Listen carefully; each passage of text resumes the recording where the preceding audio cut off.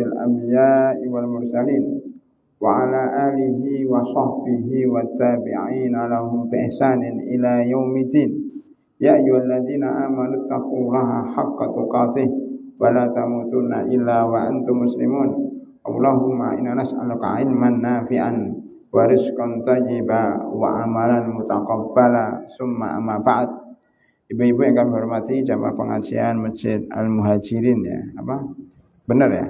Masjid Al-Muhajirin Taman Senturi 2. Yang kami hormati, alhamdulillah pada Kamis kedua ini kita kembali bertemu setelah terputus dengan bulan Ramadan dan Syawal untuk selalu mengkaji dan mempelajari ilmu. Kajian kita adalah kajian kitab ya, fikih wanita kontemporer. Sebagian ibu-ibu sudah mempunyai, cuma kadang-kadang ketika memiliki taruh di rak ya, entah kapan bacanya, dan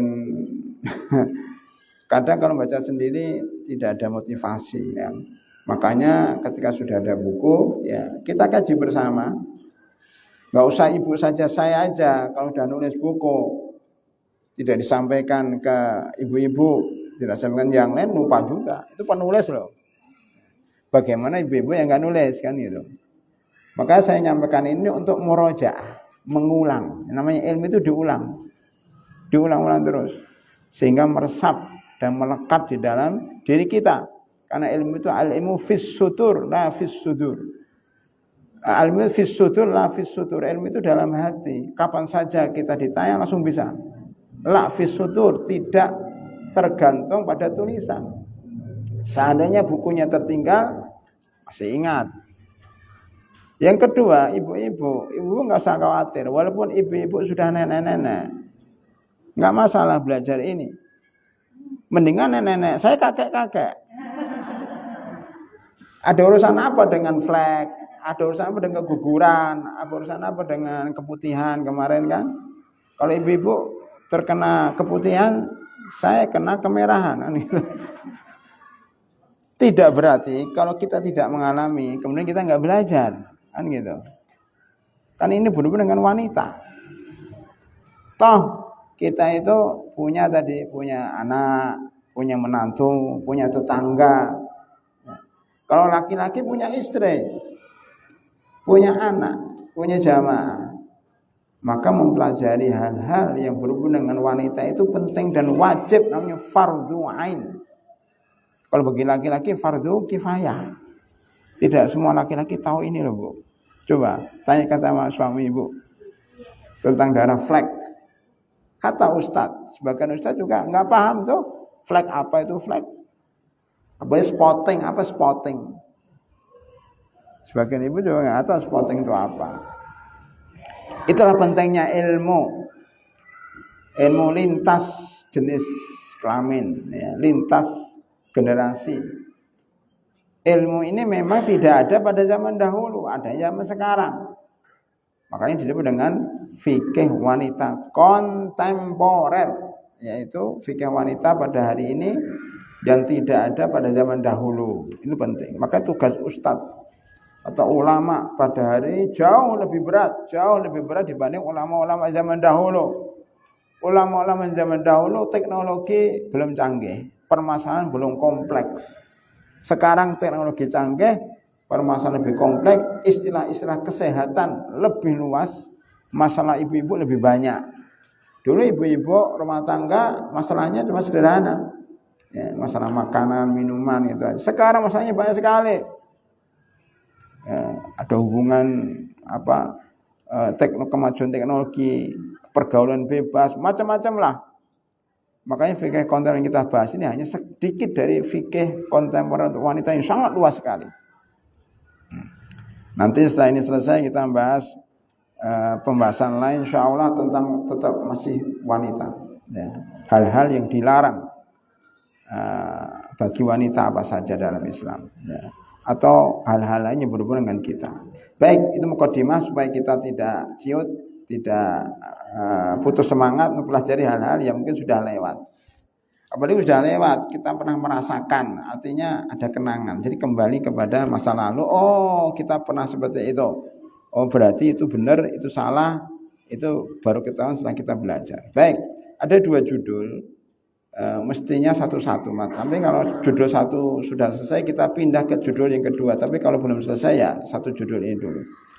Judul pertama kita akan bahas bagaimana dalam standar itu bahwa kita akan bicara tentang hukum flek sebelum melahirkan. Flek itu bercak merah, ya flek.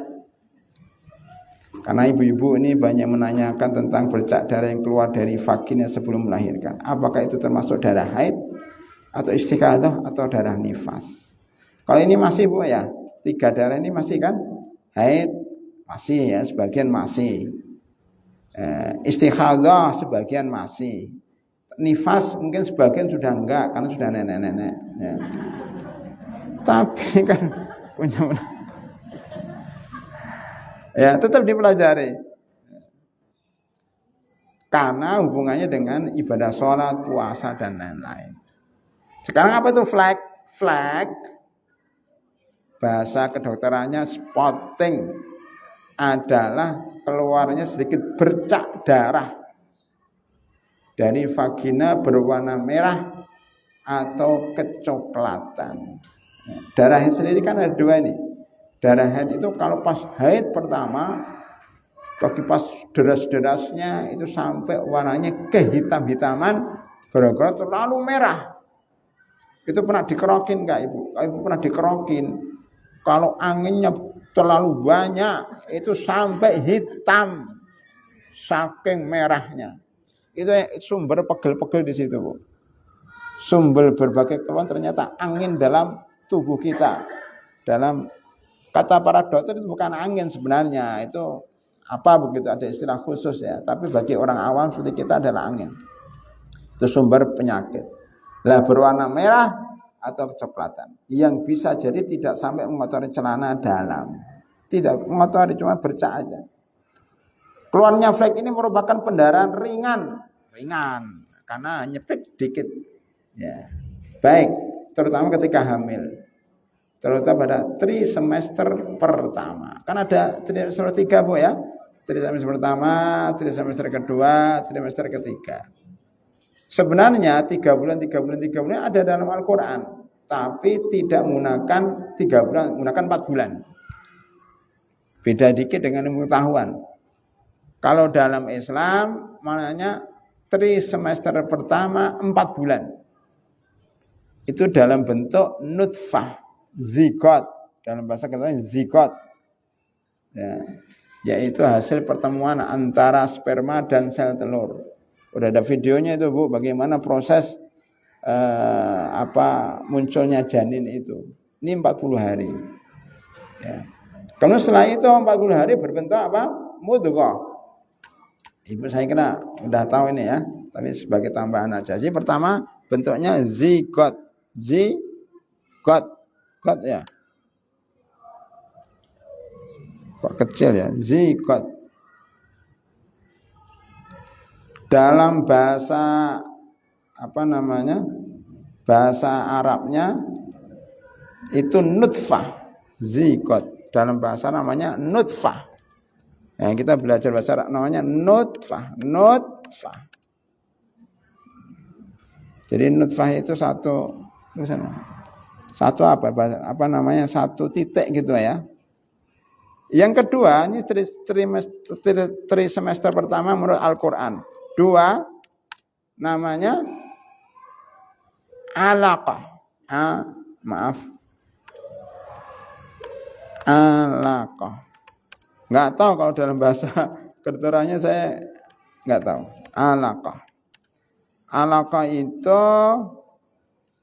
apa? Janin yang menempel, embrio janin yang menempel di rahim. Saya nggak bisa gambar karena pakai laptop ya. Ini alaqah itu menempel di dinding rahim. Alaqah.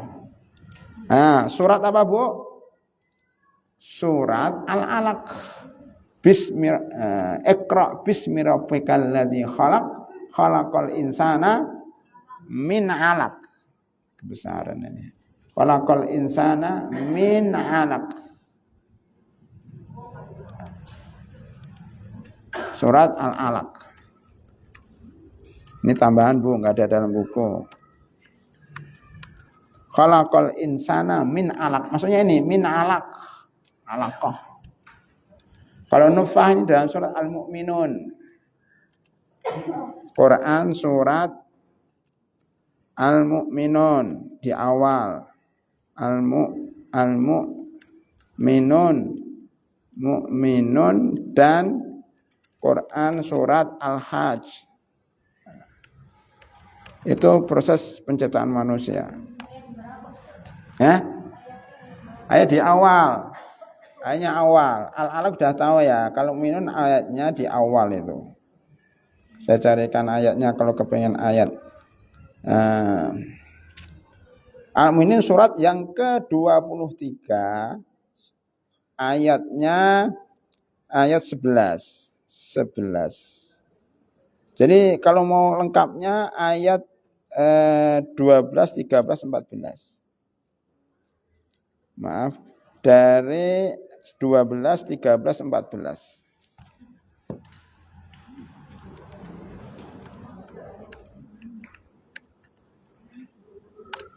Kapan-kapan kita bahas khusus proses penciptaan manusia dalam surat Al-Mu'minun. Saya bacakan dulu Bu ya. A'udzubillahi minasyaitonirrajim. Bismillahirrahmanirrahim. Walaqad khalaqnal insana min sulalatin min tin. Nah, ini internetnya enggak ada. Bisa kita bukakan Al-Qur'annya.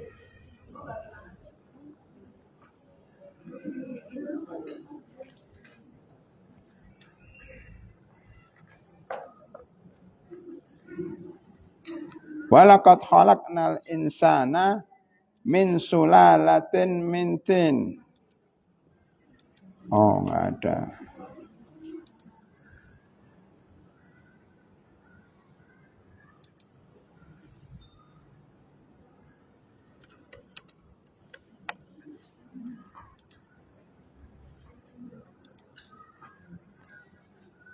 Ambil jalan.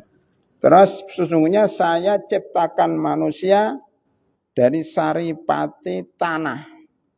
Summa ja'alnahu nutfatan fi qararim makin. Ya, dari saripati tanah itu maksudnya Nabi Adam. Ya. Kalau manusia biasa itu min nutfatin ya, fi qararim makin di dalam rahim yang kuat. Qararin makin. Ya, fi qararim makin ini Bu ya. Ayat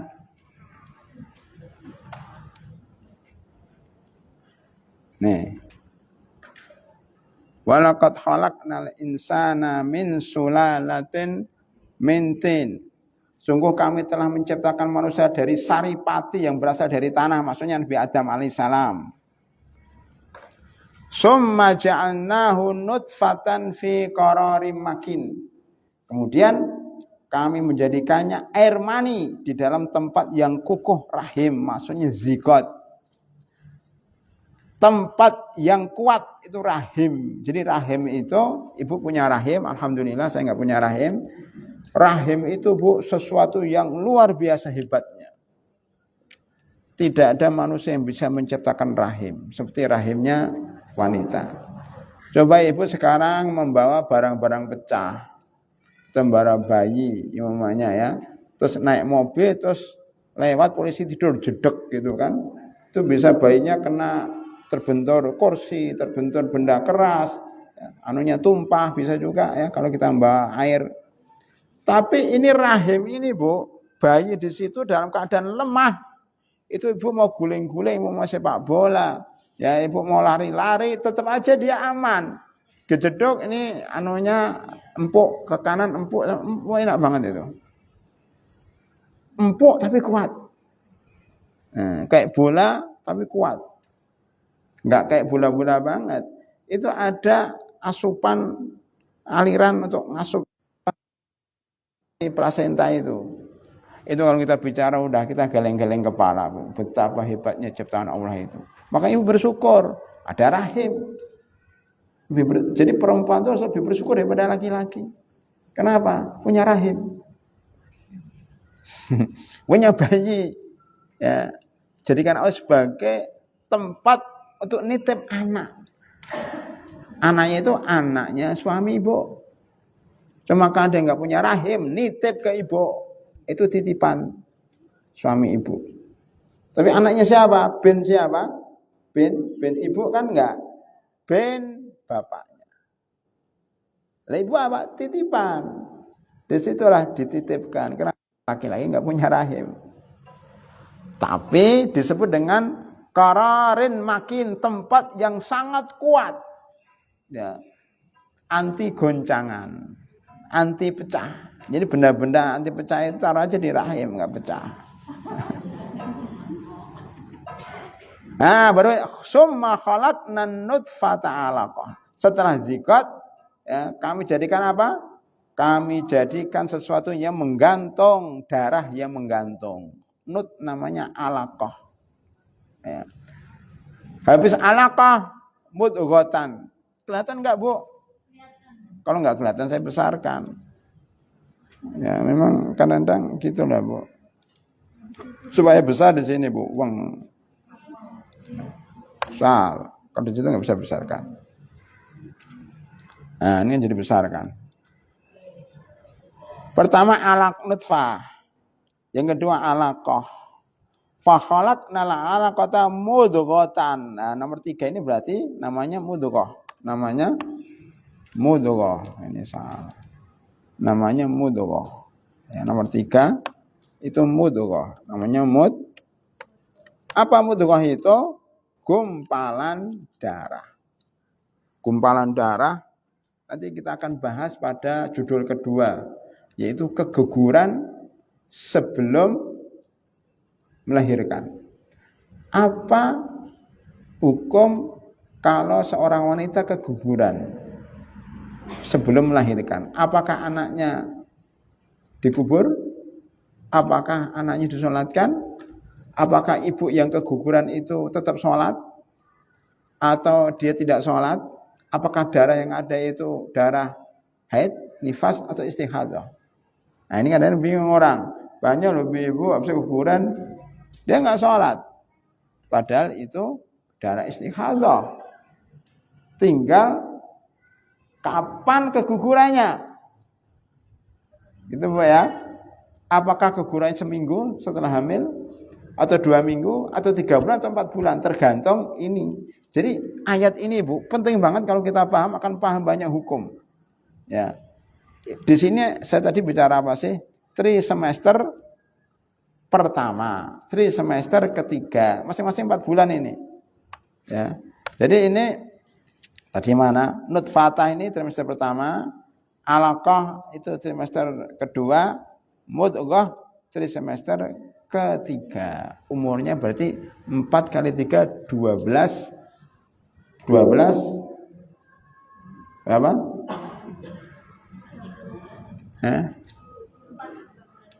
Bentar, Bu. Enggak, kita mau ngajak ibu-ibu berpikir. Setiap fase ini saya membandingkan antara trimester kehamilan dengan trimester dalam Al-Quran. Ini kita membuat istilah baru, trimester dalam Al-Quran. Trimester penciptaan janin dalam kandungan ibu, bukan trimester kandungan. Ya. Jadi mudghah itu 40 hari, alaqah 40 hari. Ini kalau mudahnya gini, ini 40 hari, 40 hari. Ini dalam hadis Ibnu Mas'ud. Ya. Yang kedua ini 40 hari juga, 40 hari. Yang ini 40 hari. Jadi berapa, Bu? Semuanya berapa, Bu? Kalau dijumlah, Bu? Berapa bulan itu? 4 bulan. Berarti 4 kok 3.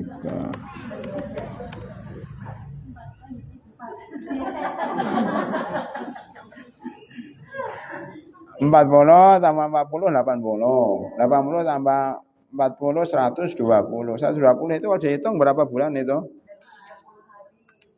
1 bulan kan 30 hari. Berarti 120 bagi 3 berapa? 4 kan? Nah, setelah 120 hari datanglah malaikat. Itu. Malaikat baru meniupkan nyawa. Ah, bayinya bergerak. Baru dia punya jantung, punya apa, ada nyawanya setelah 4 bulan. Itu baru ada nyawanya, baru disebut manusia. Sebelumnya bukan manusia, siapa? Sebelumnya apa? Bukan manusia, sebelumnya barang. Dia darah, dia daging, dia... Ibu, lihat telinga ini, telinga. Coba dipegang telinga. Telinga ini apa? Ini manusia atau apa ini? Udah nggak usah telinga, tangan ini. Ini manusia atau apa? Bagian manusia, tapi kan bukan manusia ini. Ini kan barang. Organ tubuh. Ya. Nah ini, jadi ini itu bukan darah. Jadi kalau ini dipotong, terpotong, kira-kira jarinya disolatkan enggak? Allahu Akbar, nyolatkan jari. Nyolatkan jari enggak? Enggak kan? Jadi kalau terpotong disolatkan enggak? Enggak, tinggal dikuburkan. Begitulah janin yang belum 4 bulan itu kayak darah, kayak daging ya, yang kemudian dikuburkan tanpa disolatkan. Nah, begitu kira-kira Bu. Itu tidak disolatkan. Nah, karena apa? Nyawanya muncul setelah 4 bulan. Sebelum 4 bulan bukan nyawa. Bukan nyawa. Itu Bu ya, ini tambahan dulu. Mukadimah yang insya Allah ada hubungannya dengan bagian kedua. Ini untuk membandingkan aja, ada 3 semester kehamilan, ada 3 semester penciptaan manusia menurut Al-Quran dan Sunnah. Sunnahnya ada hadis Abdullah bin Mas'ud. Kita balik lagi ke pembahasan kita Bu ya. Bu, nah, apa pembahasan kita? Flag. Nah, 3 semester pertama. Sekitar 20 wanita hamil mengalami spotting pada 3 semester pertama. Keluarnya flag ini ada sesuatu yang normal dan tidak berbahaya jika tidak ada gejala lain. Masih ingat enggak pelajaran keputihan? Masih ingat enggak? 3 bulan yang lalu. Apa itu? Keputihan dibagi menjadi 2. Apa saja Bu? Ini ujian. Ada yang belajar enggak? Keputihan namanya fisiologi. Dan kemudian namanya patologi. Ini saya ingatkan. Fisiologi itu keputihan normal. Jika keluar putih-putih di alat kelamin kita itu normal biasa. Biasanya sebelum haid atau setelah haid. Tapi kalau ada keputihan patologi, fatal, dia fatal. Nah, kalau orang Jawa Barat mengatakan fatal, patologi. Nah, fatal ini berbahaya karena apa? Karena dipicu oleh 4. Masih ingat Bu? 4 apa? Bajai papi, bakteri, jamur, parasit, dan virus. Disingkat apa Bu? Bajai bapak, bajai papi, bakteri,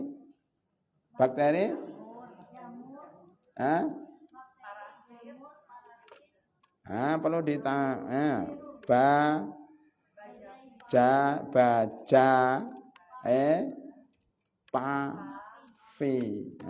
Pavi. Ya kan? Bakteri, jamur, parasit, virus. Jadi hafal nih. Ini kalau kebutuhan patologi, fatal. Berarti harus diperiksakan ke dokter, biasanya gatal-gatal macam-macam. Ya. Walaupun begitu, 2 macam keputihan ini, kemarin kesimpulannya apa Ibu? Najis atau nggak najis? Nah, Pak, ingatnya kentutnya aja. Keputihan itu seperti kentut. Ya, dia tidak najis, tetapi membatalkan wudu dan membatalkan sholat. Itu kesimpulannya. Ini ingatkan saja kemarin pelajaran kemarin. Kebetulan seperti angin, keluar angin, keluar kentut, dia tidak najis, tetapi membatalkan wudu dan sholat kalau pas keluar. Kalau kentutnya sebelum wudu, kira-kira wudunya sah enggak?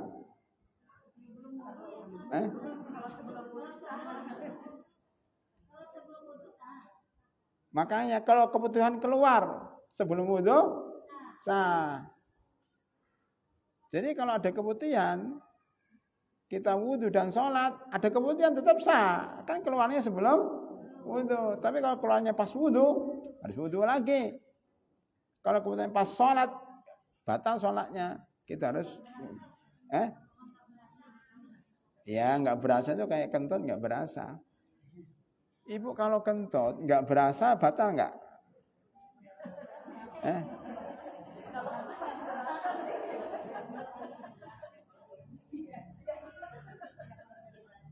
Islam itu ajarannya harus ada rasa.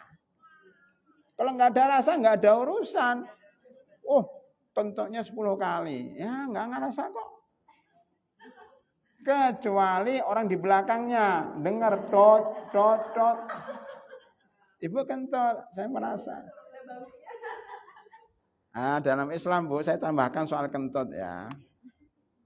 Kentut itu tandanya 2. Kentut tandanya 2. Satu apa? Enggak. Ya, boleh.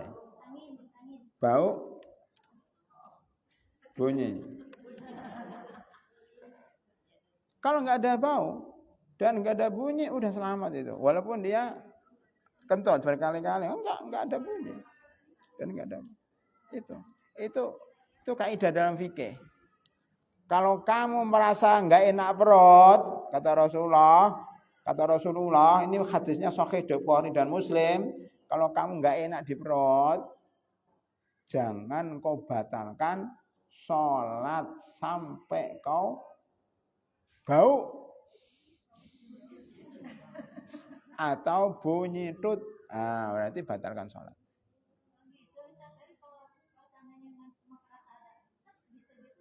Lah bunyi enggak? Kalau terasa berarti bunyi. Yang dengar orang yang kentut, sampainya nggak dengar gitu. Terasa itu. Cuma dibedakan antara bunyinya itu bunyi sesuatu yang keluar atau bunyi di dalam. Kalau bunyi di dalam grup itu nggak apa-apa. Karena ada ya, namanya kentut di dalam itu nggak batal. Kentut di dalam nggak batal. Kalau kentut keluar bruk gitu, nah itu batal. Dan ini dasar loh ini dalam hadis disebutkan. Itu ya, itu Bu ya. Ada yang nggak jelas? Ini penting nih, banyak orang nggak sah sholatnya gara-gara tidak tahu fikih kentut dan membatalkan sholat padahal dia belum kentut, ragu-ragu namanya. Itu Bu ya. Baik, kita lanjutkan nih. Jadi keluarnya flek ini sesuatu yang normal. Seperti nyeri di perut, pingsan, terus itu nggak ada. Ya, boleh. Salah satu penyebab keluarnya flek yang tidak membahayakan adalah melekatnya sel telur nih. Nah ini. Jadi penyebab flek apa? Karena ada alaqah, nempel ke rahim kita. Itu sudah mulai ada ya keluhan-keluhan itu. Atau karena ada perubahan hormon yang kadang terjadi di akhir kehamilan. Makanya wanita itu sensitif kalau sudah hamil, ya kan? Atau head itu sensitif banget. Kalau nggak head berarti hamil itu sensitif. Makanya nanti dibahas kalau head nggak mungkin hamil, kalau hamil nggak mungkin head. Karena itu satu hal yang saling bertentangan. Walaupun ada sebagian ulama bisa orang hamil itu head. Maka nanti kalau ibu hamil atau anak ibu hamil kok head, itu bukan head, itu darah istihadah. Tetap sholat. Ini penting. Ya, baik. Pada trimester kedua dan ketiga, Jika flek keluar, kadang penyebabnya karena luka atau infeksi pada leher. Ini penting, Bu. Kalau hamil sudah semester kedua, berarti umur 4 bulan sampai 9 bulan, maka itu penyebab karena luka nggak normal lagi atau infeksi pada leher rahim atau plasenta yang menutupi leher rahim atau plasenta terlepas dari dinding rahim atau terjadi pelebaran leher rahim, macam-macam nih penyebabnya ya. Atau ibu hamil sedang kecapean, makanya ibu hamil nggak boleh capek. Saya dulu di Mesir, Bu, ketemu dengan ibu-ibu muda yang lagi kuliah, menikah sambil kuliah, rata-rata nggak punya ilmu, makanya banyak yang keguguran. Dia hamil masih naik bis ya ke kampus, di kampus ya tahu sendiri berdiri, kemudian di kampus juga begitu capek, terus menghafal, pulang lagi masak, makanya banyak keguguran. Makanya cari suami yang ahli fikih dan ahli kedokteran, maka dia akan nanyakan, minimal baca, banyak baca. Oh, Anda trimester pertama nggak usah kemana-mana, wahai istriku yang tercinta, kamu di rumah aja. Saya yang masak, saya mencuci, saya yang membersihkan rumah 3 bulan saja. Oke?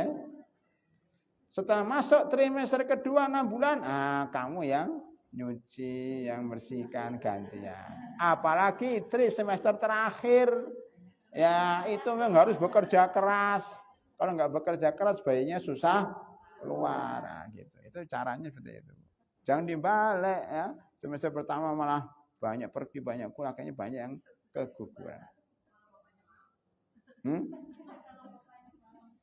Ya kan harus punya ilmu dulu. Kalau nggak punya ilmu, dia nggak akan mungkin begitu.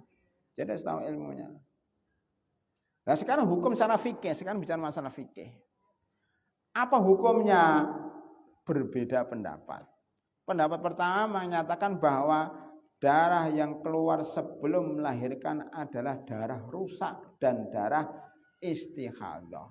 Ini Bu, darah yang keluar sebelum melahirkan itu darah rusak dan darah istihadah atau darah istihadah. Istihadah itu rusak. Istihadah. Bahasa Arabnya gimana, Bu? Gimana bahasa Arabnya? Istihadah. Ya. Ini mana? Istihadah. Nah, istihadah begini. Ini bahasa Arabnya istihadah. Al-istihadah. Mana?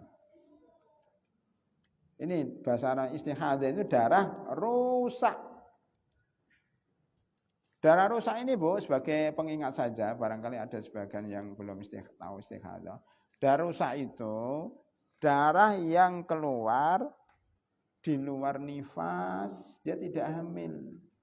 Tapi kok keluar darah. Yang kedua, dia tidak haid. Tidak haid itu bisa karena belum balik atau sudah nenek-nenek.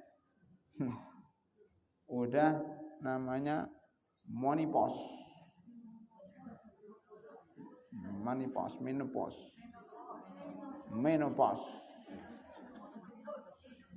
itu udah nggak hamil lagi, berarti sudah tua, udah nenek-nenek tadi. Kok keluar darah? Bukan haid, itu istihadah. Artinya darah rusak, darah yang atau dia ibu-ibu muda biasanya keluar darahnya tanggal 1 sampai tanggal 7. Tiba-tiba tanggal 15 keluar. Itu jangan bingung, itu darah rusak, tetap sholat. Tetap sholat karena keluarnya di luar waktu haid. Karena waktu haid itu teratur Bu, tanggal 1 sampai tanggal 7, bulan depannya tanggal 2 sampai tanggal 8, bulan depannya 3 sampai 9 begitu seterusnya. Itu namanya haidnya teratur. Kalau haid teratur itu menunjukkan dia subur, anaknya banyak insya Allah. Kalau dari awal haidnya nggak teratur, nah itu bisa aja nggak subur, bisa subur kita nggak tahu. Tapi salah satu tanda nggak subur itu kalau darahnya tidak teratur haidnya. Nah ini namanya istihadah. Baik, pendapat kedua. menyatakan bahwa ini adalah haid. Nah, ini lemah sebenarnya. Bagaimana hamil kok haid? Memang itu pendapat ulama tapi lemah, nggak mungkin lah. Itu sudah dibuktikan secara ilmiah kalau haid itu maaf kalau hamil itu tidak haid, karena haid itu ibarat kehamilan yang tidak jadi. Namanya kontraksi. Jadi dalam rahim itu ada kontraksi. Itu kok nggak ada bayi ya, dia jatuh sendiri, hancur sendiri itu. Ya. Atau dia ada darah keguguran yang itu bukan hamil. Baik, yang ketiga pendapat ulama Syafi'iyah. Nah, ini agak rinci, boleh saya terangkan. Darah yang keluar sebelum melahirkan mempunyai dua kemungkinan. Kemudian pertama apa? Darah tersebut bersambung terus dengan waktu melahirkan, maka darah tersebut dikatakan darah nifas. Yang kedua, darah tersebut tidak bersambung dengan waktu melahirkan, tetapi terputus sebelum itu, maka darah itu tidak termasuk darah nifas. Darah apa? Nah, tengkar lagi mereka. Ada yang mengatakan itu darah haid, ada yang mengatakan itu darah nifas. Mereka berbeda pendapat. Imam Syafi'i ketika ke Mesir mengatakan itu darah istikhadah. Tapi ketika ketika beliau ke Irak ya, ke Irak dulu itu darah rusak. Tapi ketika beliau ke Mesir berubah. Dia mengatakan itu darah haid seperti pendapat Malikiyah. Pendapat keempat sebelum saya ringkaskan menyatakan bahwa darah tersebut adalah darah rusak. Kecuali jika keluar 2 atau 3 hari sebelum melahirkan, maka termasuk darah nifas. Tentunya disertai dengan tanda-tanda melahirkan. Ini pendapat Hanafilah. Nah, saya kepingin terangkan dulu Bu, supaya Ibu bisa tergambar. Gini Bu, saya di sini aja ya. Nah, gini, darah, pendapat apa tadi Bu? Pendapat siapa Bu? Enggak, pendapat Syafi'iyah dulu ya. Darah, menurut Syafi'iyah, flek. Gimana tadi, Bu? Gimana, Bu?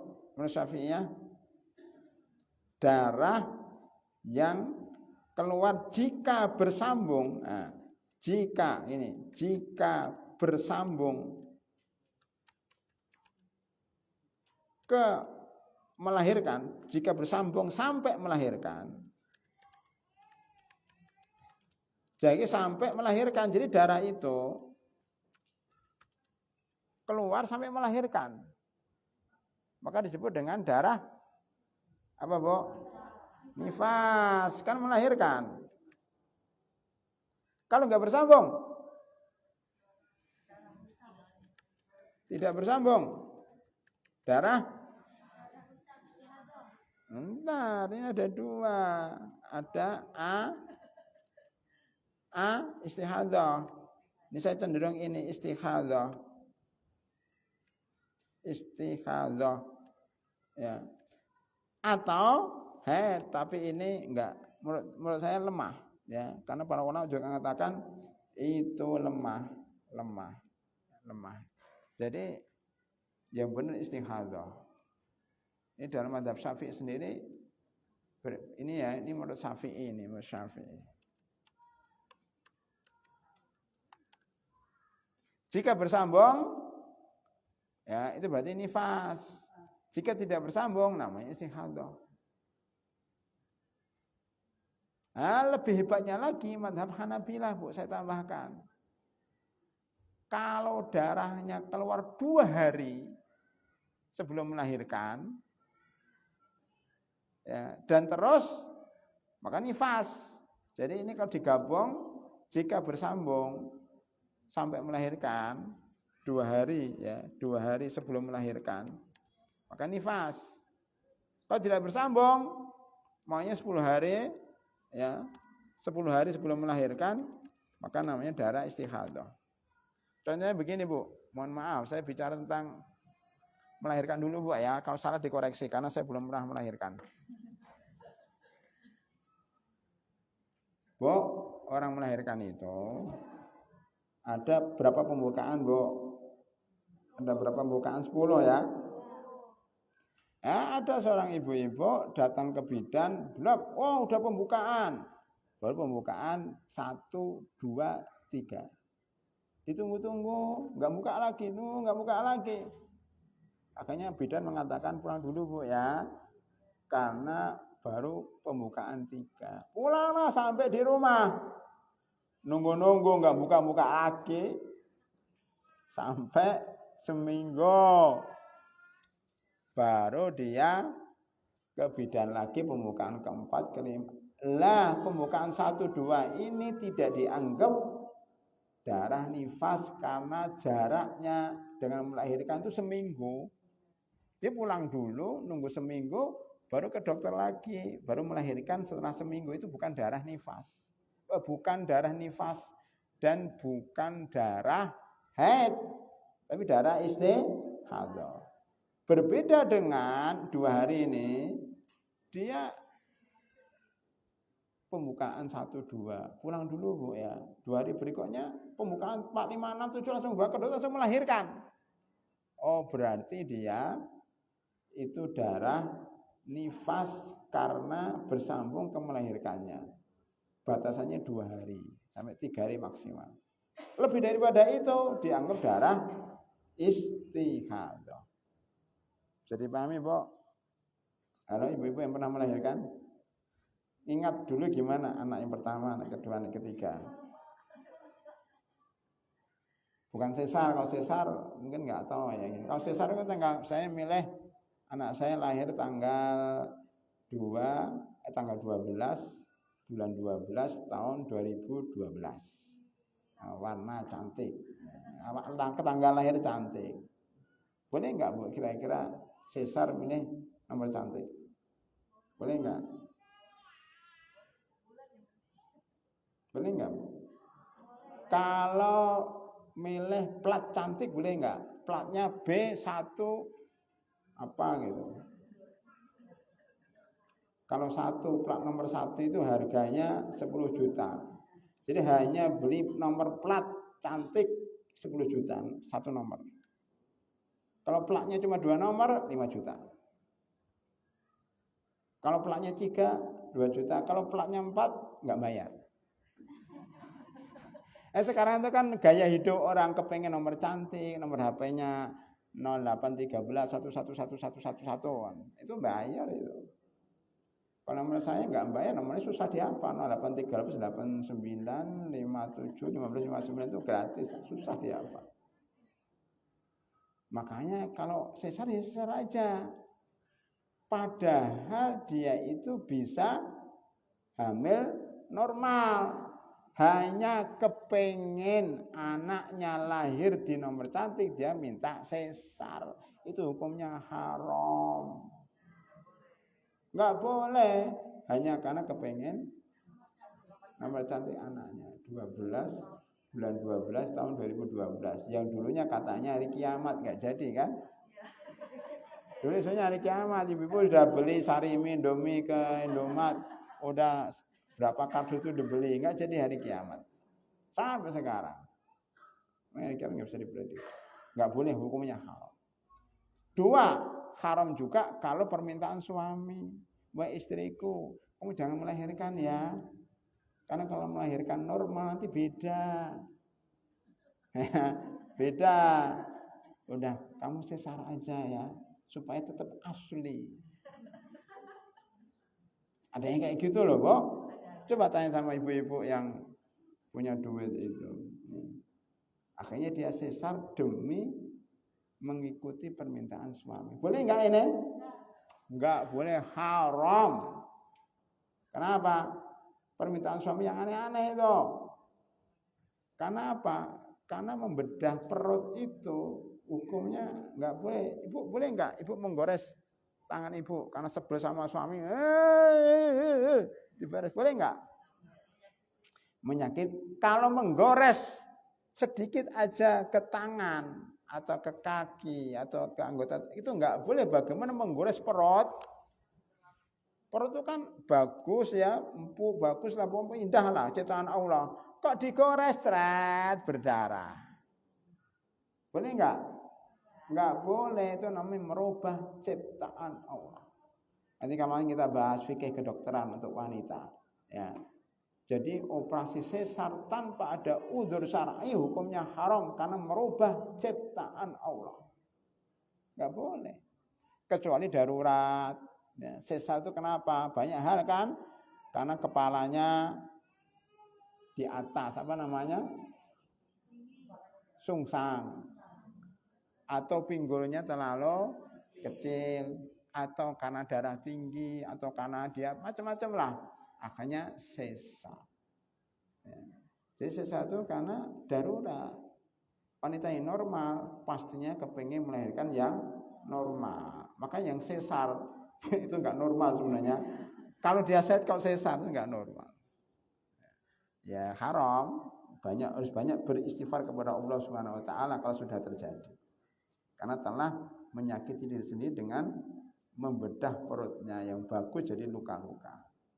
Sampai sini Bu ya. Jadi darah flek itu kalau bersambung itu nifas, kalau enggak bersambung namanya istihadah. Permasalahannya apa? Permasalahannya karena mereka berbeda dalam menentukan darah nifas itu apa ini. Jadi beritahu, apa darah nifas? Ada 4 pendapat. Darah nifas itu pengertiannya darah yang keluar setelah melahirkan. Kalau belum melahirkan ada darah, itu bukan darah nifas. Atau darah yang keluar pas melahirkan, itu bukan darah nifas. Darah nifas apa? Sudah melahirkan, anaknya sudah keluar, bayinya sudah keluar, ya, barulah keluar darah itu nifas. Kalau pas melahirkan itu bukan darah nifas, darah pendarahan biasa. Ya. Itu Bu ya. Maka sebelum melahirkan namanya darah rusak atau istihadah. Itu mudah sekali. Madzhab Hanafi ini kuat ya. Sedangkan menurut Malikiyah darah nifas adalah darah yang keluar ketika dan sesudah melahirkan. Ada kata-kata ketika. Jadi kalau keluar bayi ada darahnya itu nifas. Bisa dibedakan, Bu? Hanafiyah mengatakan darah itu darah yang keluar setelah melahirkan. Kalau Malikiyah pas melahirkan itu dianggap darah nifas. Baik. Yang ketiga, Syafi'iyah juga mengatakan darah yang keluar ketika dan sudah melahirkan. Ya, ini kan beda-beda ya. Kemudian yang keempat, nifas adalah darah yang keluar karena melahirkan. Karena melahirkan. Ya ini beda-beda. Ya. Tapi ya kita cenderung pada nifas itu darah yang keluar setelah melahirkan. Artinya yang sebelum melahirkan, apapun pendapatnya sebelum melahirkan mereka sepakat bukan darah nifas. Bukan darah nifas, belum melahirkan. Nah, gitu Bu ya. Itu intinya seperti itu. Nah, untuk sifat kehati-hatian kita mengambil pendapat yang menyatakan bahwa darah flek yang keluar sebelum melahirkan selama tidak diikuti, ini kesimpulannya dari pengajian yang lama tadi, ini kesimpulannya bahwa darah flek yang keluar sebelum melahirkan selama tidak diikuti proses kelahiran yang sebenarnya dikategorikan darah istihadah. Kelahiran yang sebenarnya itu apa? Pembukaan 1 langsung 10. Kalau pembukaan 1, 3 berhenti, itu bukan proses melahirkan yang sebenarnya. Walaupun kadang-kadang disertai dengan kontraksi atau adanya pembukaan pada tempat keluarnya anak, seperti pembukaan pertama, kedua, dan seterusnya. Karena kadang sudah ada kontraksi dan pembukaan pertama, namun tidak terjadi kelahiran kecuali setelah 1 atau 2 minggu sesudahnya. Alangkah jauh jarak dengan waktu kelahiran. Tentunya ini sangat susah diterima sebagai darah nifas. Sudah saya terangkan tadi. Batasan sebelum melahirkan berapa hari? Ditemukan tadi batasannya adalah 2 atau 3 hari. Sudah, itu selesai. Wallahu a'lam. sholat. Itu Bu, apa namanya, kesimpulannya tentang darah flek. Ya. Apa ini? Itu Bu ya. Ini apa lagi? Nah sekarang ada pertanyaan ini. Sudah tadi. Oleh karenanya wanita hamil yang keluar darah fleknya dan tidak bersambung secara utuh dengan proses kelahiran, hendaknya dia membersihkan darah tersebut dan berwudu dan sholat. Jadi ketika hamil pembukaan pertama ada darahnya, tetap wudu dan sholat, tetap wudu dan sholat, tetap wudu dan sholat. Udah terlanjur Ustaz. 5 tahun 6 tahun yang lalu saya punya anak enggak sholat, qadha. Jadi ibu-ibu setelah dapat ilmu ini, ingat-ingat anak pertama, anak kedua, anak ketiga, prosesnya bagaimana? Kapan ibu meninggalkan sholat? Coba diingat-ingat, itu udah punya anak berapa Bu masing-masing? Anak pertama dulu meninggalkan sholatnya kapan? Jadi meninggalkan sholat itu Bu, ketika anak sudah lahir. Ingat-ingat, dulu ibu nggak sholatnya sejak kapan? Bu? Waktu punya anak nggak sholatnya kapan? Lupa ya? Lupa Bu? Pas melahirkan, mohon maaf, pas melahirkan. Oh sesar. Sesar sebelum operasi masih sholat. Nggak sholatnya setelah operasi.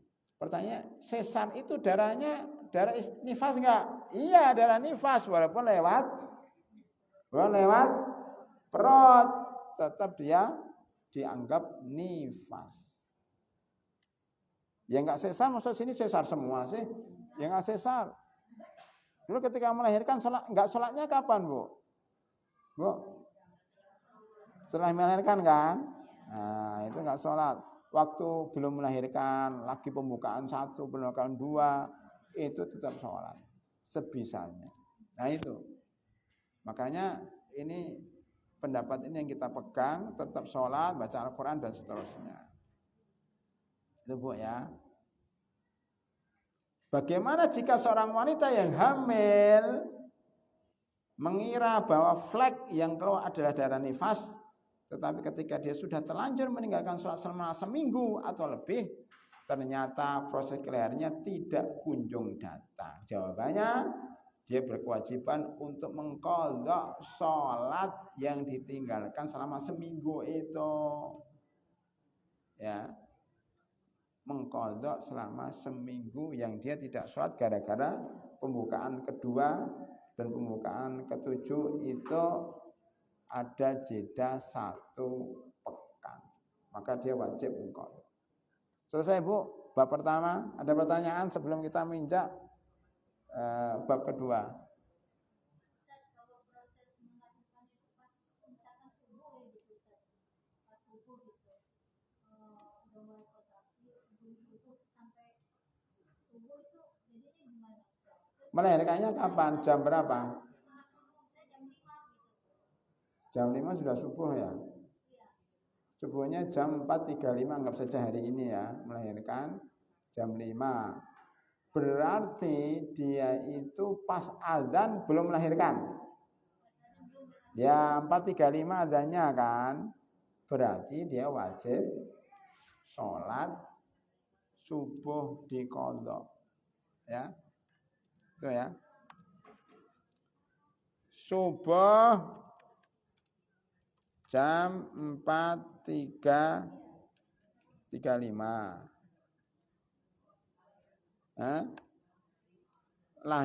Melahirkan jam 5. Berarti dia wajib sholat subuh ini ada waktu 15 berapa ini? 25 menit. 25 menit ya. 25 menit. Berarti dia wajib mengqadha kalau sudah sehat. Wajib mengqadha sudah sehat, persis kayak haid. Kalau haidnya jam 5, subuhnya jam 4.35, dia belum sholat subuh. Karena baru wudu, baru apa, keluar haid jam 5. Wajib mengqadha enggak? Bebok? Bu, wajib karena sudah lewat 25 menit. Begitu seterusnya. Mengkodoknya kapan? Kalau sudah bersih dari nifas, bersih dari haid. Berarti kalau haid ini seminggu sesudahnya harus mengkodok sholat subuhnya 2 kali. Subuh hari ini dan subuh minggu yang lalu. Gitu Bu ya? Bu. Karena kewajiban itu jatuhnya pas waktu. Makanya Ibu gini sekarang, Ibu bersihnya apa ini? Bersihnya ya tadi bersihnya jam ini aja. Maghrib jam berapa? Isya jam berapa, Bu?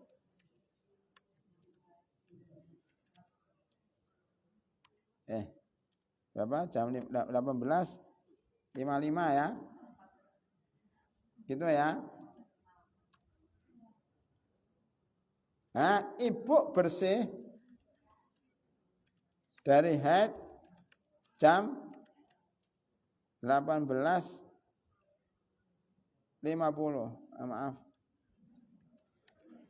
Berarti Ibu wajib sholat. Halo?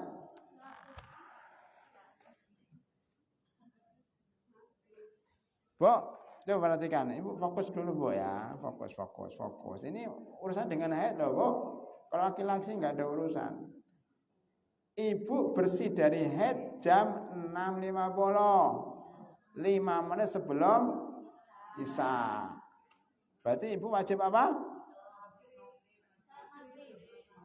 Wajib sholat maghrib. Kalau isya jelas lah.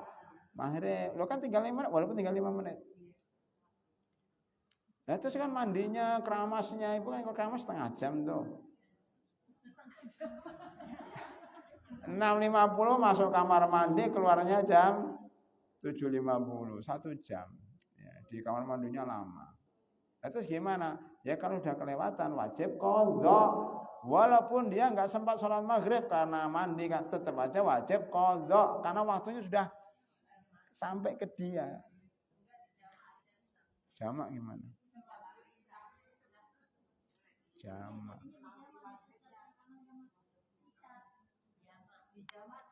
Oh gini Bu, qadha itu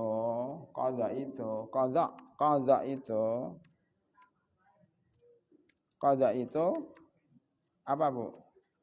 Qadha itu apa Bu? Titik. Qadha itu melaksanakan sholat di luar waktu yang seharusnya. Berarti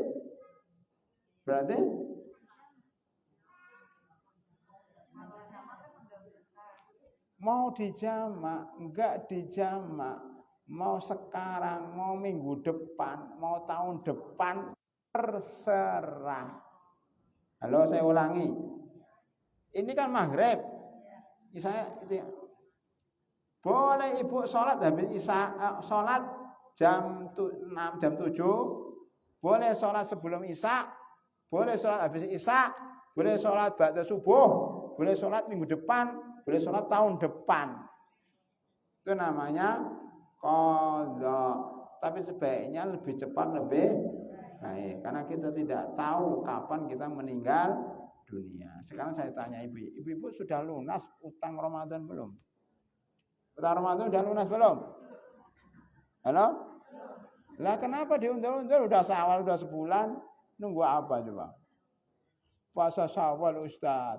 Syawal itu sunnah. Qadha wajib. Kenapa ibu mendahulukan sunnah daripada wajib? Masih lama memang dijamin hidup. Minggu depan sudah nggak ada gimana? Kalau minggu depan nggak ada berarti ibu punya utang sholat. Utang puasa.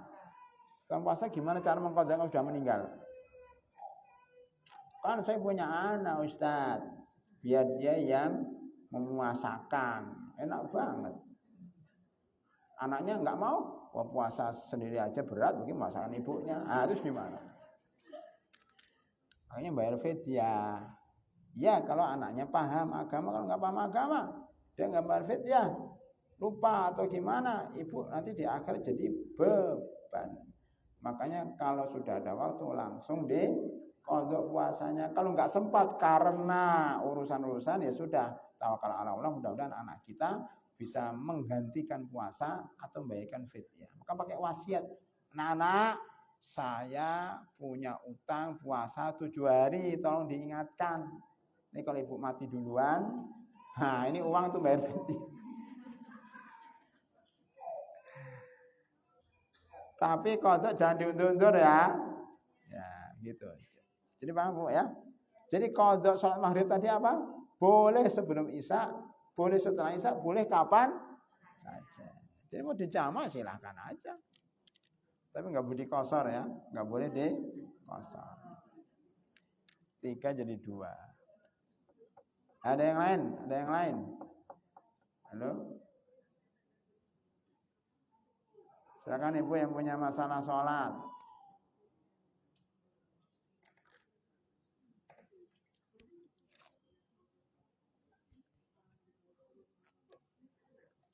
Saya bukakan pintu pertanyaan sebanyak-banyaknya. Ibu kalau nanti salah dalam ibadah, nanti nggak ada udzur di depan Allah karena sudah dibuka pintu pertanyaan. Ibu nggak nanya kan? Nah, urusan.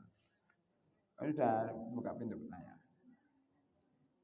Baik, sambil nunggu ibu bertanya, kita lanjutkan yang kedua. Boleh Bu ya? Makan waktu yang ada. Apa? Status darah keguguran. Sebenarnya ini sudah saya terangkan tadi, cuma ini mungkin agak lebih detail ya. Status darah keguguran ya. Nah, ini semuanya dia pertanyaan ibu. Jadi pertanyaan ibu itu manfaat banget. Ibu nanya, saya jawab. Jawabnya pakai makalah. Ada pertanyaan dari seorang wanita, entah itu jamaah sin atau jamaah yang lain nggak tahu. Dia dinyatakan positif hamil oleh dokter. Kemudian tidak berapa lama terjadi keguguran. Suaminya menyuruh untuk tetap sholat. Nah, ini kan suami dengan istri tengkar. Kamu sholat loh, saya kan keguguran. Tapi dia meragu dan mengatakan, bukankah saya jelas-jelas hamil dan keguguran? Ini ibu-ibu yang karena nggak ikut pengajian di Masjid Al-Muhajirin setiap hari Kamis ini gara-gara ini dapat dengan suami. Bukankah saya jelas-jelas hamil dan keguguran? Mengapa tidak dihukum seperti nifas? Nah, dia menganggap bahwa keguguran itu pasti nifas. Padahal tidak mesti, ya kadang kayak nifas, ya kadang tidak seperti nifas.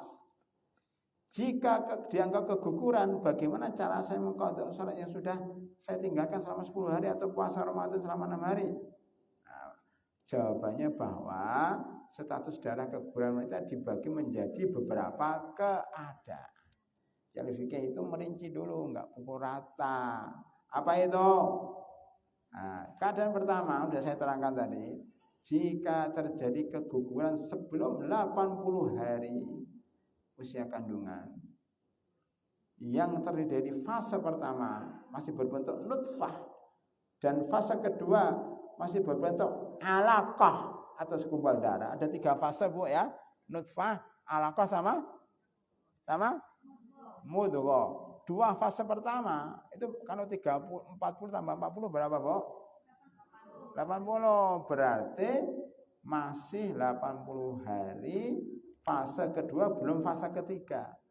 Dalam keadaan seperti ini, maka para ulama sepakat loh Bu, bahwa status darahnya tidak dihukumi darah nih nifas. Ayo, sepakat loh ulama loh. Kalau enggak nifas berarti harus sholat. Berarti ibu tadi yang ragu-ragu bener enggak?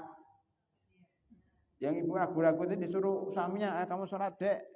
Oh sholat apa? Saya kan suaminya yang benar karena suaminya ikut pengajian. Istrinya enggak ikut pengajian, masak di rumah. Masak boleh tapi kalau pengajian datang. Suaminya benar, istrinya ngeyel enggak pakai ilmu. Ada juga yang suaminya enggak tahu Istrinya tahu, ada juga seperti itu, tergantung. Ya, silakan, Bu. Waalaikumsalam wabarakatuh.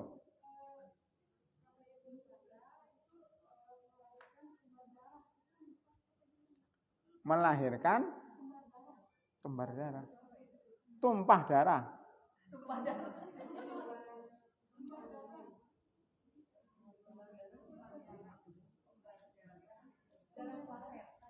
Saya nggak paham ya, saya laki-laki. Maksudnya kembar darah baru saya dengar tuh, darahnya kembar.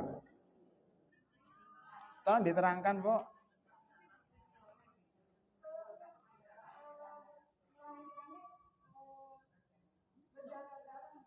Berdarah-darah. Lah memang melahirkan berdarah-darah.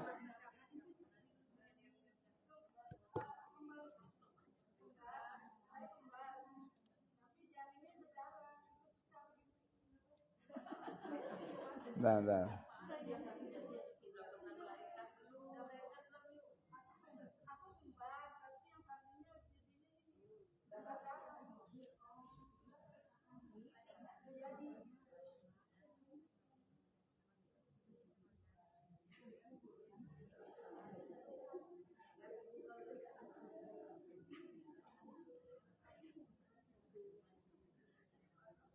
Ya, melahirkan itu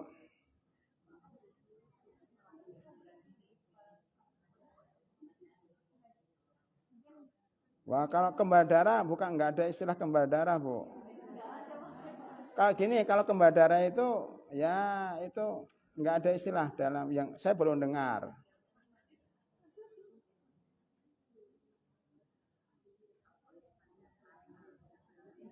Coba tadi dulu kan ibu melahirkan anaknya kembar 2.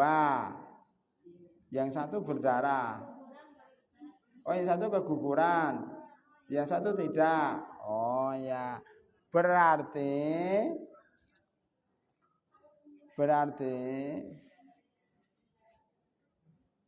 apa itu?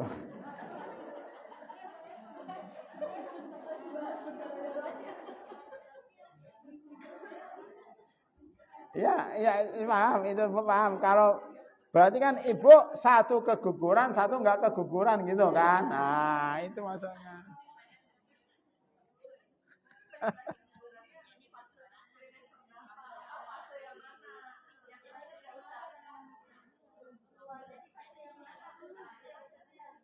Bu, yang enggak keguguran lanjut, ya kan? Yang keguguran dihukumi keguguran. Ntar, sekarang saya tanya, pas melahirkan keguguran itu kegugurannya, yang keguguran tadi umur berapa? Pas. Nah. Kegugurannya umur berapa?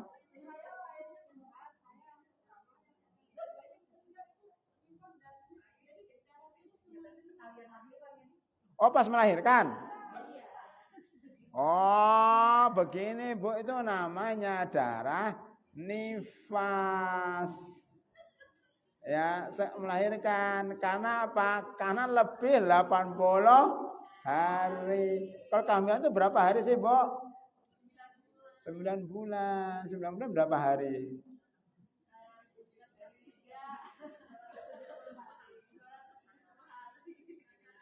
Ya, 30 kali 9. Berapa? 30 kali 9. 3 kali 9 berapa? 3 kali 9 kok 360 kan? 27, 270 hari. 270 hari. Itu baru 80 hari. Ya, kalau 80 hari itu bukan darah. Kalau sudah 270 hari itu jelas darah nifas. Mau kegugurannya 1 maupun 2 tetap dianggap nifas. Ibu enggak keguguran pun itu darah nifas. Karena kegugurannya pas melahirkan lebih dari 80 hari. Jadi Bu, anunya ini Bu, minimalnya ini. Pokoknya kalau 80 hari itu berarti bukan nifas. Sebelum 80 hari berarti Bu, bukan nifas. Ini pertama Bu ya. Baik, saya lanjutkan Sudah dipahami Bu ya. Tetapi dihukumi sebagai darah istikhadah. Baik. Oleh karena itu, keadaan kedua, dia tetap wajib puasa. Jika keguguran terjadi setelah 80 hari, fase mudghah. Fase ketiga. Ini dilihat dulu Bu. Pada fase ini terjadi pembentukan anggota badan, keluarlah tangan, hidung, wajah, ya, telinga, itu semua keluar. Sejak 80 sampai 120 hari pada masa kehamilan. Lah, ini bagi dua. Jika hidungnya belum jelas, ya kan, telinganya belum jelas, kan tergantung ibu masing-masing. Kalau banyak gizinya langsung buang langsung cepat. Kalau kurang gizi lamban. Makanya kalau hamil itu gizinya diperbanyak, Bu. Ya. Makanya boros. Kalau keluarga yang pintar, boros itu pas usia istri hamil, semuanya dibelikan apa saja yang dia mau, belikan semuanya, ya, semua gizi diberikan sama dia. Tapi kalau setelah hamil ya itu lain cerita. Tapi yang jelas pada waktu hamil itu harus banyak gizinya supaya apa? Cepat prosesnya. Maka jika telinganya belum kelihatan, ya, hidungnya belum kelihatan, matanya belum kelihatan, kalau dilihat itu kayak bukan manusia, kayak masih darah, maka hukumnya seperti wanita yang istihadah. Jadi harus dilihat dari apa namanya, Bu? Namanya apa, Bu? USG, bukan USB ya. USG. USG sekarang saya terakhir udah lama nggak punya anak, jadi ada namanya dimensi 4 ya, tahu Pak? Sekarang udah dimensi 6 enggak? Masih 4. Lama banget perkembangannya. Dimensi itu sudah bisa melihat apa matanya, telinganya itu sudah jelas. Kalau dulu kan masih enggak jelas. Maka kalau belum kelihatan hidungnya macam-macam, itu dianggap dia seperti istihadah. Walaupun sudah 80 hari. Tetapi jika pada masa itu sudah berbentuk manusia secara jelas, ada hidungnya, ada matanya, ada kakinya, ada tangannya, maka dianggap kalau keguguran itu dianggap nifas. Maka jumlah hari itu penting waktu kehamilan. Kenanya kepada bidan, berapa ini? Udah 85 hari, sudah 90 hari, sudah 100 hari, itu biasanya nifas. Tapi ada sebagian yang 85 hari masih belum nifas karena hidungnya belum ada, telinganya belum ada, ya matanya belum ada. Itu Bu ya. Imam Mawardi ini zaman dahulu loh sudah tahu hukum nifas diukur dengan sesuatu yang keluar dari rahim. Jika berbentuk manusia ini dianggap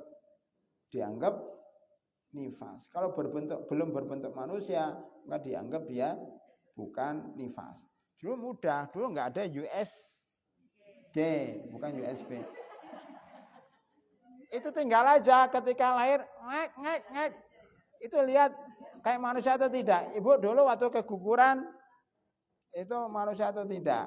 Ya, mungkin manusia berdarah. Kalau keluar blek hanya gumpalan darah. Oh, itu bukan nifas, hanya gumpalan darah. Tapi gumpalan darah ada kepalanya, ada telinganya. Oh, berarti ini nifas. Itu aja. Zaman dulu begitu. Kenapa? Karena tidak ada USG. Itu mazhab Syafi'i. Sama. Jadi hampir sama semua ulama, saya hanya menukil kalam ulama aja. Di sini pokoknya intinya kalau manusianya belum sempurna itu nifas, kalau manusianya sudah sempurna maka itu nifas. Nih ya, sama. Tidak disarankan dalam menentukan nifas. Ini ada yang mengatakan bahkan jika lahir dalam keadaan mati atau berupa daging yang berbentuk manusia atau hukum berbentuk manusia, tapi para qawabil, orang-orang yang sering membantu wanita dalam melahirkan mengatakan bahwa itu daging manusia, maka gugurnya dianggap nifas. Ini sebagian ulama mengatakan ini daging manusia, maka dianggap dia nifas. Ya. Itu sebagian ulama. Tapi kita milih pendapat yang pertama bahwa Kalau lebih 85 hari tak berbentuk manusia, maka itu dianggap nifas. Wallahu a'lam bishawab. Nah, ini tadi pendapat pertama. Ini ada pun menurut Malikiyah, bahwa wanita yang keguguran dalam bentuk daging yang jika dituangkan di atasnya air panas ia tidak meleleh, maka kegugurannya dianggap nifas. Ini lain lagi ceritanya. Zaman dulu itu pakai air panas. Ini kan pendapat, kita baca aja. Karena belum ada teknologi. Berapa abad yang lalu keluar ada daging, tuangkan air panas. Kok enggak meleleh? Kan keguguran, itu kan sudah mati. Ya kan, sudah mati kan? Kok meleleh? Berarti bukan manusia kan? Berarti enggak nifas. Tapi kalau tidak meleleh, oh berarti ini manusia ini. Berarti dia nifas, maka keguguran itu dikuburkan. Jadi kalau nifas berarti bayinya dimandikan, dikafanin dan disolatkan. Itu masalahnya, Bu, penting ini. Karena sudah berbentuk manusia. Tapi kalau darah tidak dikafanin, tidak dimandiin, tidak dikafanin dan tidak disolatkan, hanya ditanam aja. Seperti darah biasa. Itu perbedaannya, Bu. Jadi penting banget ini mengetahui masalah ini. Kalau enggak kita salah. Cuma darah doang kita sholatin.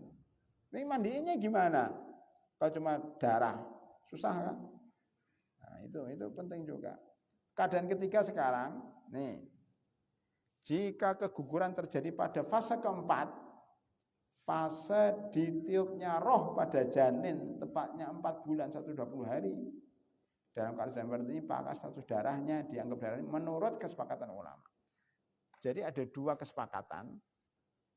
Coba ini saya gambarkan di sini, Bu, ya, biar lebih mudah. Ada 2 kesepakatan, Bu. Ya. Apa kesepakatannya?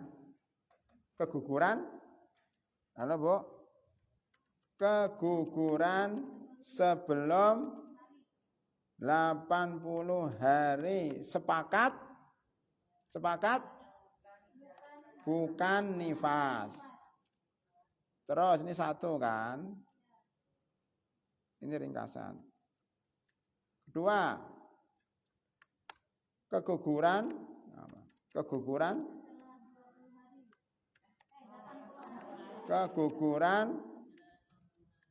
setelah 81 sampai 120 hari. Di sini khilaf, perbedaan pendapat.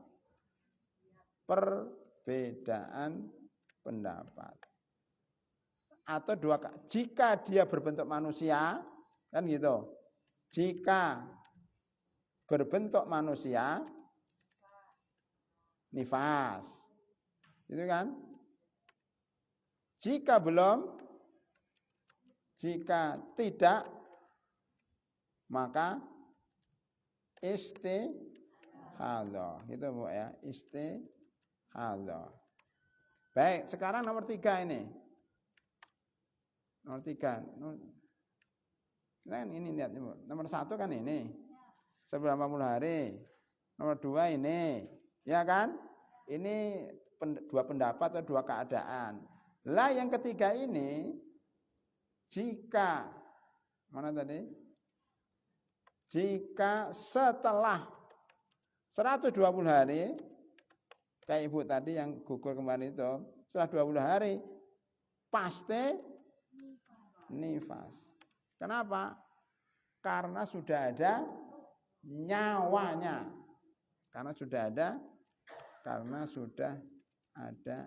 nyawa. Jadi nifas enggak nifas itu tergantung ada nyawa atau tidak ada nyawanya.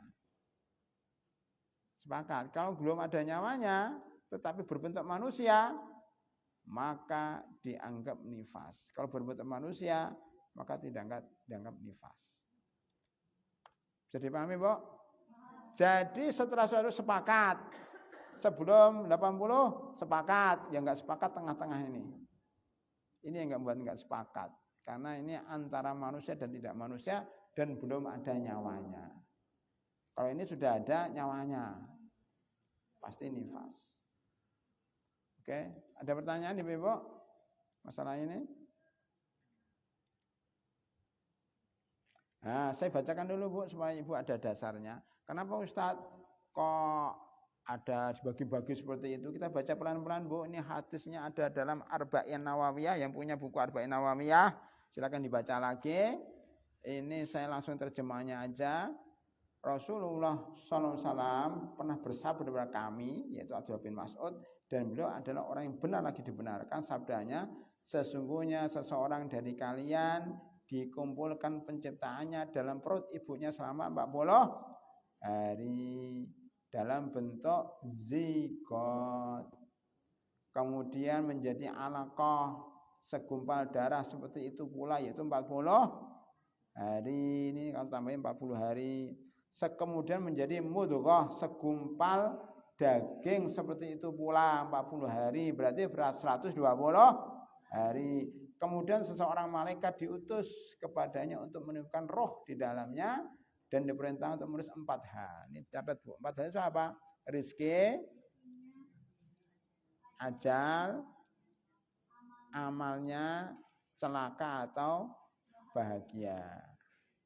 Jadi rezeki Ibu, ajal Ibu, apalagi amal Ibu, Ibu mau masuk surga atau masuk neraka sudah ditulis sejak Ibu umur 4 bulan. Jadi enggak usah khawatir minggu depan bisa makan atau tidak bisa makan. Takdirnya kalau bisa makan, makan. Kalau takdirnya nggak bisa makan ya nggak makan. Nah, gitu aja. Makanya nggak usah banyak khawatiran. Ibu-ibu suka banyak khawatir karena tidak memahami hadis ini. Ya. Kalau ibu paham hadis ini selesai Bu. Rezekinya sudah ditanggung Bu. Ibu sampai mati nanti uangnya berapa itu sudah ditanggung. Ibu dapat uang banyak karena nggak takdirnya nggak dapat uang, uangnya hilang lagi. Ya kan sering hilang uang nggak Bu? Uangnya ketelisot, hilang, diambil orang, diambil anaknya. Itu berarti bukan rezeki Ibu. Ibu tiba-tiba diberi orang, ini ada uang 5 juta. Berarti itu rezekinya. Walaupun kita enggak kerja atau apa, itu berarti rezekinya begitu Bu. Kalau orang tahu rezekinya gini, enak hidup itu Bu. Enggak usah khawatir. Banyak Indonesia ini ada krisis ya. Nanti ini tahun ini ada krisis ekonomi. Emas yang tadinya 1 gram 500.000 sekarang berapa Bu? 1 gram 2 juta. Masa? Udah 1.900.000, ada yang lagi 2 juta.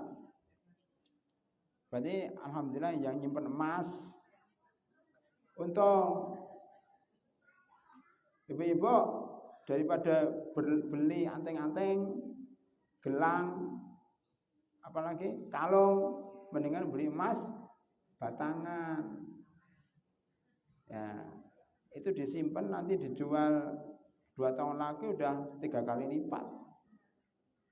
Coba Ibu bayangkan beli emas harganya 50 juta 5 tahun yang lalu, sekarang udah berapa?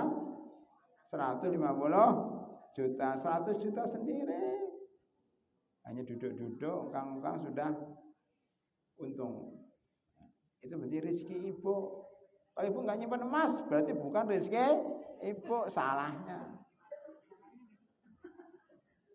Nyimpan uang di bank itu rugi, kecuali untuk keperluan sehari-hari. Kalau Ibu uangnya ratusan juta, miliaran, jangan disimpan di bank. Terus turun nilainya. Ya kita bicara masalah rezeki ya. Rezeki ajal. Dikira kalau orang sakit cepat mati, belum tentu. Yang sakit malah hidup, yang nggak sakit malah mati. Nah itu ajal. Itu kapan? 4 bulan ketika dalam kandungan. Boleh saya tambahkan dikit Bu? Takdir, masalah takdir saya tambahkan, ini hadisnya luar biasa. Takdir, atau di sini aja ya biar enak. Takdir dibagi menjadi 4. Namanya takdir azali. Apa, Bu? Ini ditulis semenjak 50 berapa, Bu?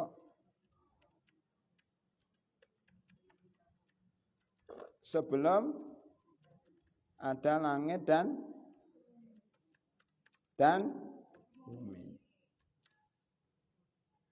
Azali ini ditulis ketika belum ada langit dan bumi. Ya. Ibu ya. Jadi ibu sebelum ada itu sudah ditulis fulanah itu nanti akan lahir di Indonesia dari bapaknya fulan dan ibunya fulana. Kan nggak bisa milih kita. Kalau boleh milih lahir pada zaman Nabi Muhammad SAW dan jadi sahabatnya Nabi. Tapi takdirnya kita lahir di Indonesia tahun ini. Ya. Nanti dia akan menikah begini-begini punya anak dan pindah tinggal di Taman Senturi 2. Itu takdir dari Allah. Tante Dewi ini kan orang Solo. Orang Bandung ya. Orang mana? Banjar ya? Jawa Barat kan? Ciamis. Kemudian tinggal di Solo. Berapa tahun? Tiba-tiba nggak ada angin, nggak ada hujan, pindah ke sini. Kok bisa? Itu takdir. Ada juga yang lahir di Jakarta. Saya punya teman dari Jakarta menikah dengan orang Nusa Tenggara Timur. Saya punya teman. Dulu murid saya itu. Kok bisa orang daerah ke Jakarta, orang Jakarta malah nikah dengan orang Nusa Tenggara Timur dan pindah ke sana. Pindah kerja di sana. Kok bisa ya? Kenapa nggak nyari orang Jakarta, minimal orang Taman Senturi 2, nggak jauh-jauh dari Jakarta, malah nikah dengan orang Nusa Tenggara Timur, pindah ke sana. Itu sudah takdirnya, gimana lagi? Dia nggak tertarik sama orang ya, Taman Senturi, tanya sama Nusa Tenggara Timur. Ya Allah, kok bisa bingung? Itulah takdir. Itu Bu, ditulis sejak 50.000 tahun sebelum ada langit dan bumi. Ya. Kemudian setelah itu, namanya takdir apa, Bu? Saya persingkat. Takdir apa yang kedua? Takdir sanawi. Ini. Biar. Satu azali. Ya, ini aja ya. Yang kedua namanya takdir apa, Bu? Maaf, umuri dulu. Umuri. Ini ditulis kapan? Ketika janin 4 bulan dalam kandungan ibu. Jadi kita ini selagi membahas takdir yang kedua itu takdir umuri. Apa umuri itu? Takdir seumur hidup. Takdir azali, takdir sebelum ada alam semesta. Takdir umuri, takdir seumur hidup. Jadi 4 bulan dalam kandungan janin ibu itu sudah ditulis tadi ajalnya, rezekinya, amalnya, dia ahli surga atau ahli neraka. Saya tanya sama ibu-ibu ini ahli surga atau ahli neraka? Insya Allah. Mudah-mudahan kita sebagai ahli surga. Apa pasti? Belum pasti. Karena ada sebagian orang yang 70 tahun menyembah Allah. Tiap kampus ikut pengajian, sholat 5 waktu. Masya Allah dia solehah, hafal Quran. Tiba-tiba umur 70 tahun, dia bermaksiat, dia membunuh orang, dan dia menyembah setan. Kemudian dia mati dalam keadaan murtad, jadi su'ul khotimah, masuk neraka. Padahal 70 tahun menyembah Allah. Ada sebagian selama hidupnya 60 tahun dia preman. Bunuhin orang, bunuh 100 orang dengan darah dingin, bunuh, semua dibunuh, rampok, bunuh, berzina. Tapi di akhir hidupnya dia taubat kepada Allah Subhanahu wa taala. Ya, taubat konsul sama seorang ulama, dia pindah tempat dan mati di jalan. Tapi Allah memaafkan, mengampuni dia dan masuk surga. Loh ini yang 70 tahun orang baik tiba-tiba masuk neraka, yang satu 60 tahun orang jahat tiba-tiba taubat dan masuk surga. Itu rahasia Allah. Makanya kita selalu minta apa, Bu? Ya Allah, saya berlindung dari buruknya takdir. Jadi berlindung dari buruknya takdir, kita minta husnul khatimah, istiqomah hingga akhir hayat. Ikut pengajian terus sampai akhir hayat. Baik, yang ketiga ini takdir sanawi. Apa sanawi itu? Takdir tahunan. Ini takdir tahunan. Kalau ini takdir seumur hidup, ya. Kalau yang tadi takdir sebelum ada alam. Ini sebelum ada alam. Sebelum ada dunia. Nah, ini tahunan. Tahunan ini kapan? Ketika malam Lailatul Qadar. Setiap malam Lailatul Qadar itu di update takdir kita. Di update. Yang terakhir takdir yaumi, takdir harian. Jadi setiap hari ini takdirnya diupdate terus oleh Allah Subhanahu wa taala. Jadi ada 4, Bu, ya. Takdir azali, takdir umuri, takdir sanawi, dan takdir yaumi. Yang kita bahas takdir apa? Takdir umuri karena janin umur 4 bulan dalam kandungan ibu. Lah ketika itulah ditiup roh ke dalam janin itu, ditentukan rezekinya, ajalnya, amalnya, dan nasibnya. Kita ini termasuk dalam kategori umuri tadi, dan insya Allah sudah dijamin rezeki kita, amal kita, dan kita masuk surga, masuk neraka sudah tertulis di sono, sudah tertulis di Lauhul Mahfud. Ini namanya Lauhul Mahfud, ditulis di namanya Lauhul Mahfud. Lauhul Mahfud. Nah, itu, Bu, ya, Lauhul Mahfud. Lauhul Mahfud. Itu, Bu, ada pertanyaan, Bu? Jam berapa ini? Oh, udah lebih, saking asiknya. Tambahan, enggak apa-apa, bonus, Bu, ya. Azali umuri sanawi yaumi. Baik. Saya kira selesai ini, mudah-mudahan bermanfaat. Jadi kita sudah membahas hukum flek sebelum melahirkan. Yang kedua, keguguran, apakah sholat atau tidak sholat.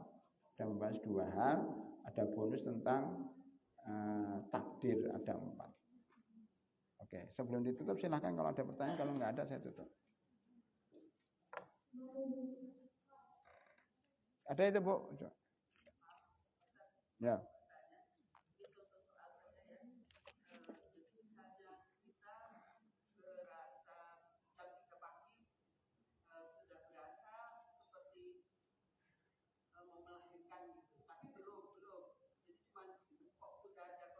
Ya.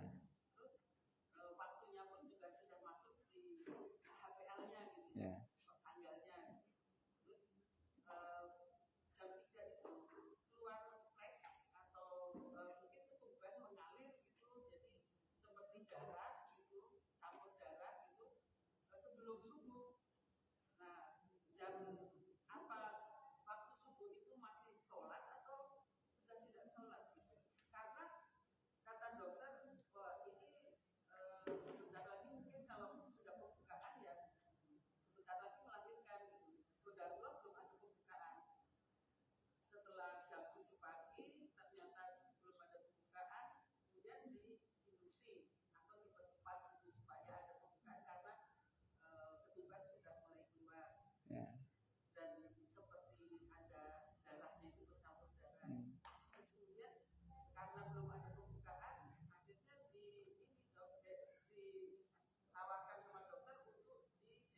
Ya.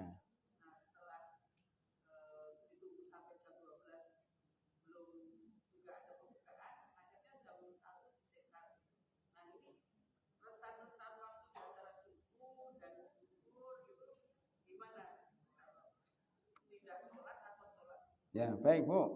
atas dasar keterangan yang saya sampaikan tadi berarti itu kan darah keluar sebelum melahirkan.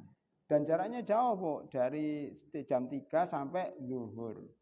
Maka kita putuskan dari yang kita terangkan tadi bahwa itu bukan darah nifas, walaupun ketuban pecah dan sebagainya, maka ibu masih wajib sholat subuh.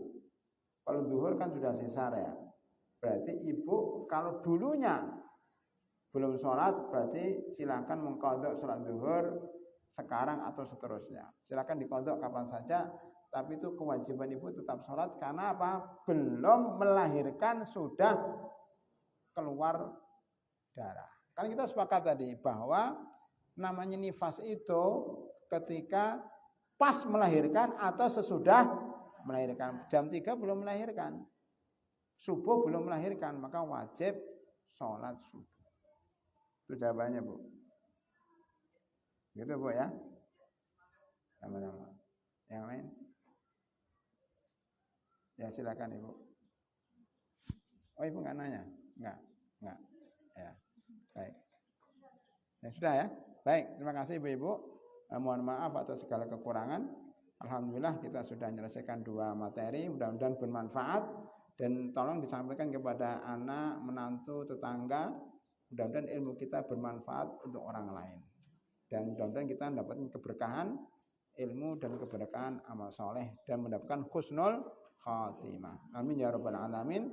Saya tutup dengan doa kafaratul majlis. Subhanakallahumma bihamdika asyhadu an la ilaha illa anta astaghfiruka wa atubu ilaik. Assalamualaikum warahmatullahi wabarakatuh.